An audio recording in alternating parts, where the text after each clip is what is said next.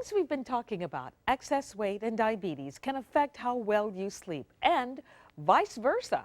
Problems sleeping can sometimes be linked to diabetes and excess weight gain.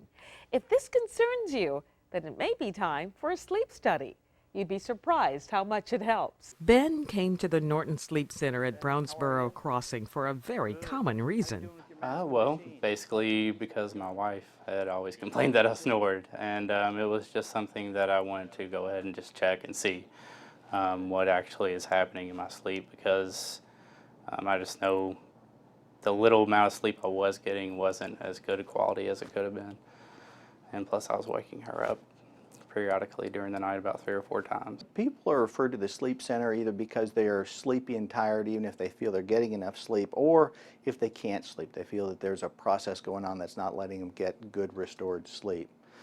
Today in medicine, we know there's a lot of pathologic sleep problems, the most common of which really being sleep apnea. Which not only causes discomfort for the patient and the spouse, but can cause some serious health problems. Other things that can go on is insulin resistance or diabetes has been shown to be related to sleep deprivation and sleep apnea for the same mechanism. And the same is true with cholesterol problems. When you put all those together, that's kind of a lot of risk for heart disease, strokes, and arrhythmias. And we know that people with untreated sleep apnea don't live as long. They have strokes, heart attacks, arrhythmias, and other things that go on. If a patient has sleep apnea and it goes untreated, they are more at risk for a heart attack, stroke, hypertension, heart arrhythmias.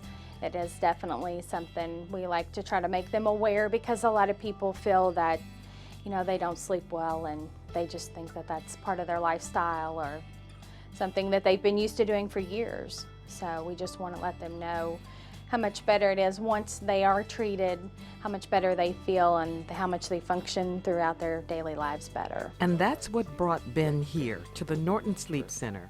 Well, first seeing Dr. Karman, just what I called the sleep center, made the appointment, spoke with him, went over just family history and my complaints, and he said, yeah, it sounds like let's go ahead and just set this up. You get your flu shot, Ben? So they just worked around my schedule and came in, got hooked up to a bunch of wires. It wasn't necessarily pleasant, but it wasn't hurtful at all. It didn't really bother my sleep. As a matter of fact, when the technician woke me up in the morning, I really thought he was joking. And he said, no, it's 6. It's time to start getting you up and getting all these wires off of you, which I was glad to do. The answer for Ben is the CPAP device. This is a CPAP device put in place at bedtime. The patient sleeps with this on. It does take getting used to. And I personally just wanted to try the CPAP just because it sounded a little easier to me. I didn't want surgery, if at all possible, so I'm still working on trying to get used to it and wear it every night as much as possible. And the result makes sleeping easier for Ben and his wife. I actually asked her if she minded the sound of the machine, because it's very quiet, but I didn't know how she felt about the whole situation. And of course, she said the sound of the machine was nothing compared to my snoring, so much, much, much better for everyone.